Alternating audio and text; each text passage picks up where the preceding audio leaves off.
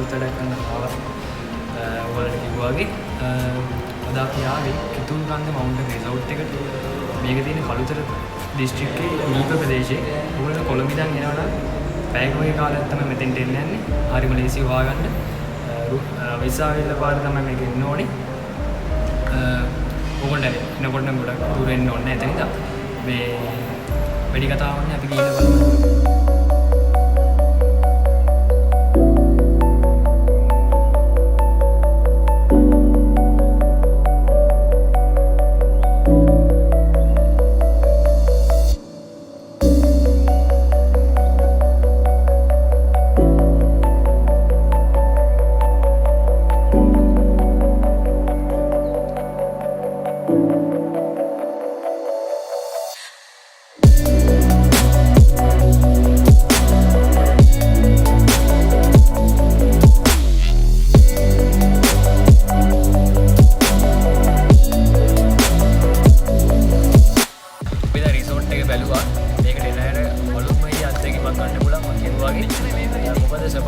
සෞන්දර්යයට කිසිම හානියක් වෙන්නේ නැතුව තමයි මෙතන හදලා තියෙන්නේ.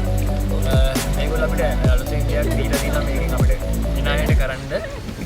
ඒක තමයි ජංගල් ට්‍රෙකින් එකක් තියෙනවා මේකේ අවුට් කරන්න.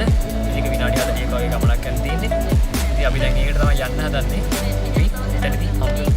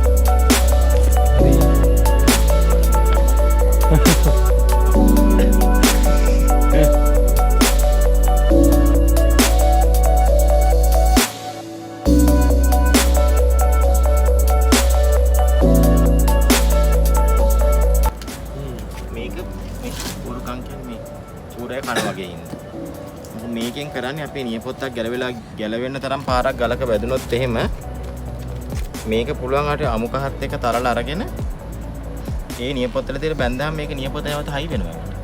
ඒ තරම් බෙහෙතක් මේ උරුකම් කියලා අපි කියන්නේ. උරු පාල් වගේ තව නමකුත් තියෙනවා. මේකට අපි සරලව භාවිත කරන උරුකම් ගස් කියන. ගල් උඩ හැදෙන්නේ.